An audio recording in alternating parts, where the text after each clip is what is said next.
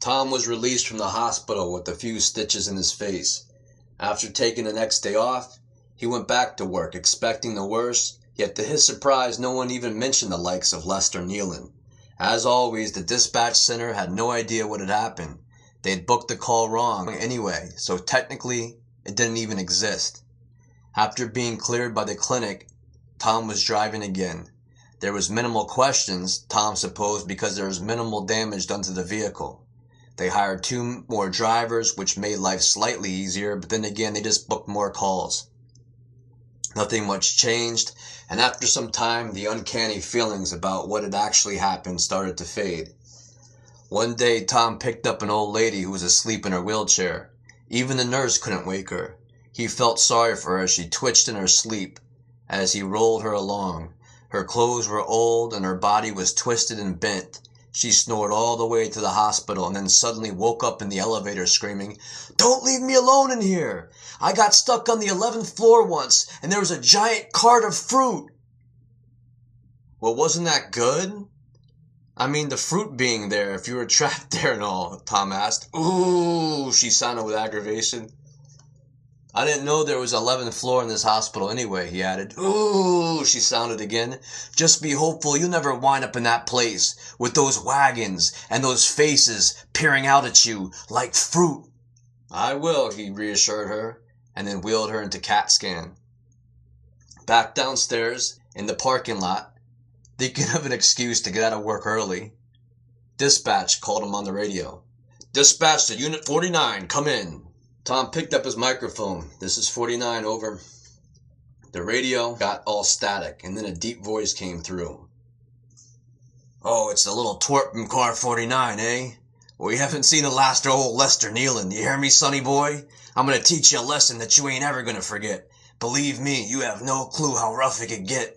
Tom stared at the radio as the static interference drowned out Lester's voice, and then the dispatcher was back on. "Car 49, do you read me? Over." "Excuse me?" said Tom. "Could you repeat that?" "That's the 3rd floor Metaplex to 45 North Street, Dr. Smith." For the rest of the day, it was still in his mind. Part of him wanted to dismiss the whole situation, yet part of him was still concerned. He could get another call at 11 Liberty Street any day. And then what would happen? After his shift, he knocked on the dispatch office door, hoping to catch Gary, the supervisor. He was sitting at his computer, playing a video game as usual. "How you been, man?" Gary asked pleasantly while he stared at the screen. "You've been in dispatch for a long time, right?" "Yeah, too long. You can come in and sit down if you like." Tom took a seat and looked at Gary. "What's up, Tom?" "Nothing really, but you know 11 Liberty Street, right?"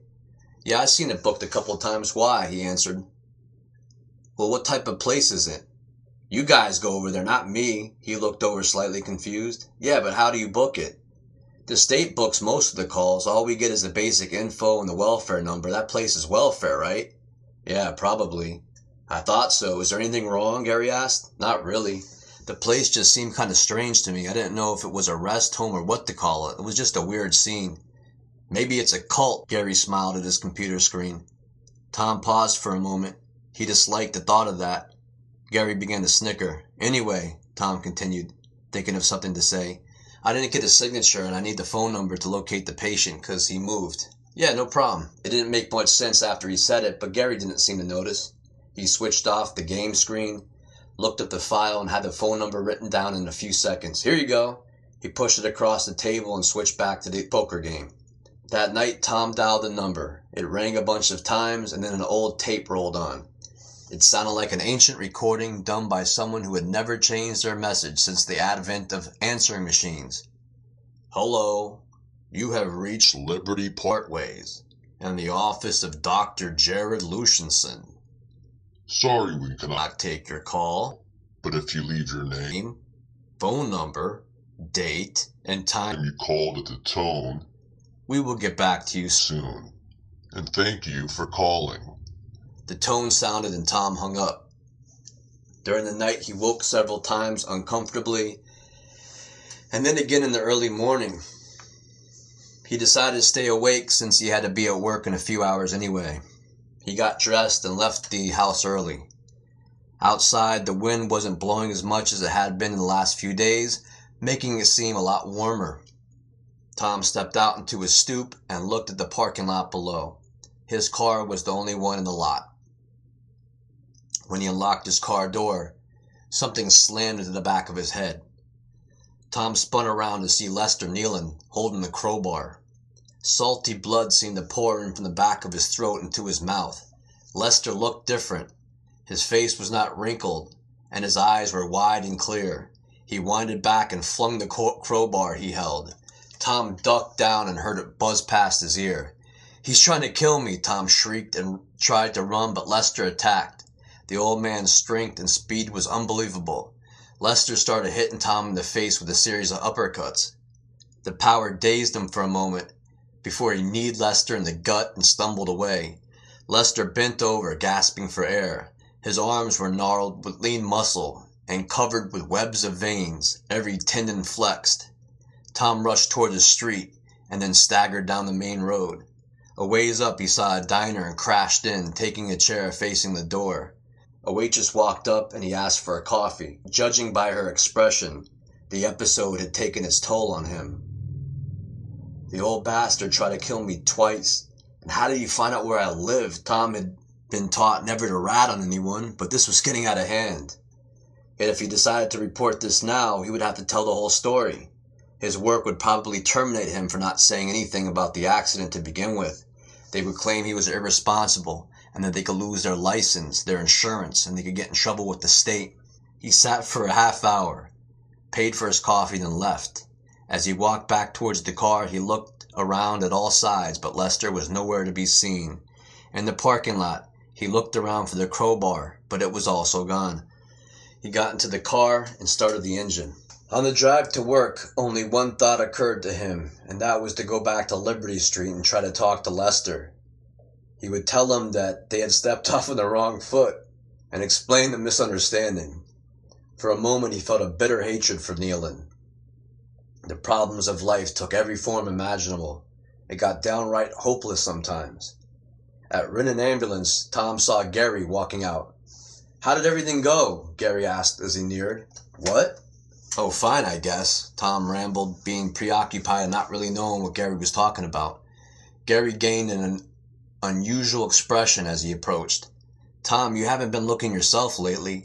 At first I guessed it was the accident, but today I gotta tell you, you don't look so good, man. I thought yesterday you looked like shit, but today—" "Yeah, thanks a lot, buddy," he said, aggravated. But maybe because he had been tired. In fact, he'd felt worse every day since the accident. "Why don't you go home and get some sleep?" Gary asked. "And you're gonna pay my bills?" Tom walked forward, talking backwards. "Talk to you later, Gary." It was past 8 when the calls were finished, and as fate had planned it, his last drop-off was 2 blocks away from Liberty Street. Tom slowly pulled onto the street and parked across from the house. As before, it looked empty, with all the windows on the first floor boarded up. Tom found the flashlight that was stocked in every van and turned it on, expecting the worst, yet it lit up bright. He clicked it off and walked around to the back of the house, where all the windows were also boarded up. The backyard was undistinguishable from the connecting field of high yellow grass that stuck up in patches above the ice. An old washing machine sat in the middle of the vacant lot. Many footprints had hammered a path through the frozen snow, yet none had veered near the house. Tom crunched through the ice and knelt by the cellar doors. He picked up the rusted metal lock that held the doors and noticed that part of the chain had rusted through. He slipped the links easily off each other and then set it down. Now conscious of the crime he was committing, the cellar doors screeched noisily open as he pulled them up, revealing a flight of cement stairs leading down to a splintered gray door. He jumped in without hesitation, in fear of being seen, and let the metal door shut behind him. On the steps, he fumbled with the flashlight, then slowly pushed the door open. Inside, the old brick cellar was covered in soot. Dust and cobwebs were floating everywhere, like they'd been stirred up by a storm. Rusted cabinets and disintegrating boxes lay stacked around. A large furnace stood to one side with a conveyor belt running into it. There were many rolling trays draped with spider webs, and a few metal slabs. On the far wall between the metal shelves stocked with books, he noticed two frames covered in dirt.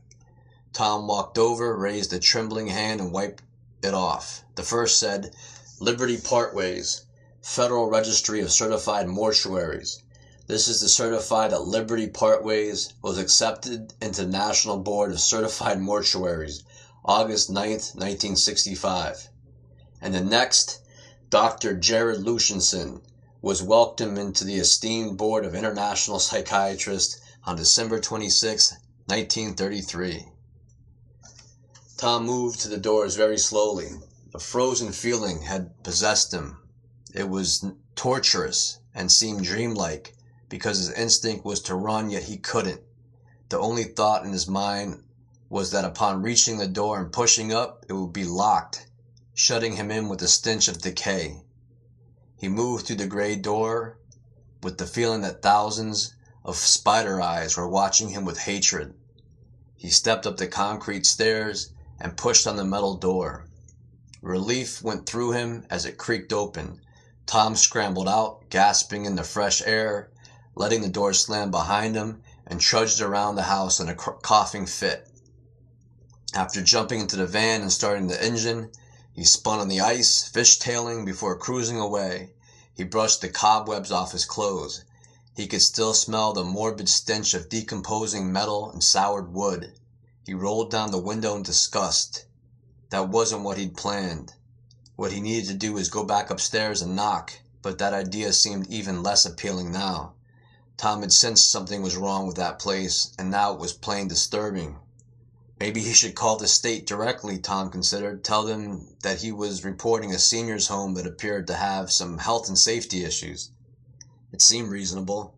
Tom felt slightly better as he turned on the highway. Then a dark silhouette caught his eye.